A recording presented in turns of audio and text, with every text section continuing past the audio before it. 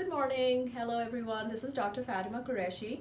Today we are going to talk about macular degeneration. So before I start macular degeneration, this is a very good chart in our exam room, and I wanted to show you what the vision looks like for macular degeneration versus other things that I have discussed with you in the past. So if you look here, if you can focus here, this is how the vision looks like when a person has cataract. So you see all the fogginess and the blurriness. This is how it looks like when they are nearsighted or myopic, farsightedness. In glaucoma cases, the vision is more centrally left because they lose all the peripheral vision, as you already know from my previous videos. And then here is the important one that I'm going to talk about today. If you can focus here, this is how the macular degeneration vision looks like. So we have to understand what is macular degeneration. I'm going to show you on my eye model. We see cases pretty much every day for macular degeneration. So you have seen this model that I have discussed with you guys in the past. This is the front part of the eye, the cornea. This is the pupil through which the rays of lights go. Then they pass through the lens, which is supposed to be clear like this. And then this is the area which is known as the vitreous cavity, which is filled with the fluid. This is the innermost part of the eye, which is known as the retina. And here, if you can focus, is the area where the macula is. This is the area where the rays of lights focus to make an image. And this area is here. You can see in this area. And if that's affected with the drusen, this is how the vision is going to be like. So if you focus here, this is normal vision. You can see everything is clear, and this is macular degeneration. So the patients are going to come in and they talk about, foggy vision, blurriness, distortion in the vision. We give them the Amsler grid, and I don't know if we have it here. Let me check if we have it here, or we can check in one of our drawers here and see. So because it's very important to give them that Amsler grid to take home with them, and then they can see if their vision is being affected. Do you want to check it out here and see if the Amsler grid is here? I'll take that from you. Thank you. So my assistant is checking to see if we have the Amsler grid papers in there.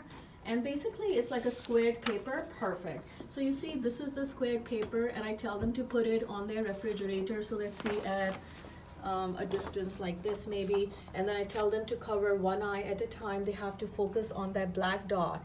As they look at the black dot, they have to see if all the four corners are visible and if there are any distorted wavy lines in there. They have to do the same thing with each eye. This is known as the home Amsler grid. And this is going to show us a lot about the macular degeneration part. If there is distortion, waviness, missing lines, missing areas, then we can pinpoint where the defect is. Very important. So now that I have discussed macular degeneration, remember there are two types of macular degeneration. There's the dry type, which is the very common type, which the patients come in for. Pretty much we see them every day, right? So if we see 40 to 50 patients a day, we see how many would you say?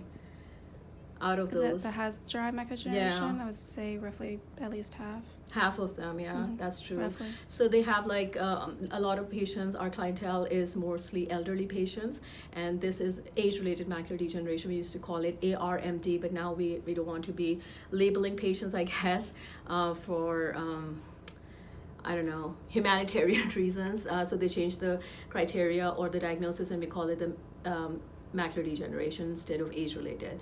But it happens in old age, and it is dry type as well as wet type.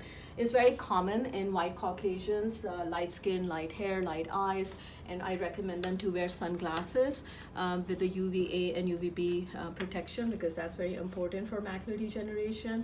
And in the dry type of macular degeneration, it could be dry, mild, moderate, severe. Okay, so when they're in the mild and moderate stage, so these are the vitamins I recommend for them, and this is the paper we give to our patients. As you can see, it has Preservision, Ocuvite, and ICAS. I do recommend the first top two, and these are available over the counter. We also have samples to give them. As you can see, it has all these important things: lutein, zeaxanthin, omega-3, vitamin C, vitamin E, and zinc. These are very important things, and these are also available in natural stuff such as fruits. So I recommend them fruits and vegetables. So dark green leafy vegetables is the key thing to remember. They're full of antioxidants. Berries have a lot of antioxidants. oranges have a lot actually. So just eat a lot of dark green leafy vegetables. And then I wanted to show you a picture on the fundus camera. If you can just focus on this one, I tried to make it bigger. Or you can just make it like, focus on it. So this is the dry macular degeneration. You can see all these are drusen, okay? All these are drusen. And then if it's wet macular degeneration, I'm going to find a picture for that. Let me find one for you guys. Because if it's wet macular degeneration, then I do have to refer the patients out to the retina specialist because he has to give them injections then. So wet macular degeneration, I'm going to show you a picture. We have pictures from our database also, but it's easier to just Google it for right now. So for wet macular degeneration, this is a good one. This is a very good picture. Open, yeah, in new tab. It's in the new tab. And where's that? Oh, right there. Here? At the other side. This one? Oh, it's not opening. Let me find it again. I'm not very good with the computers, but it's okay. It's a learning process. We'll find it.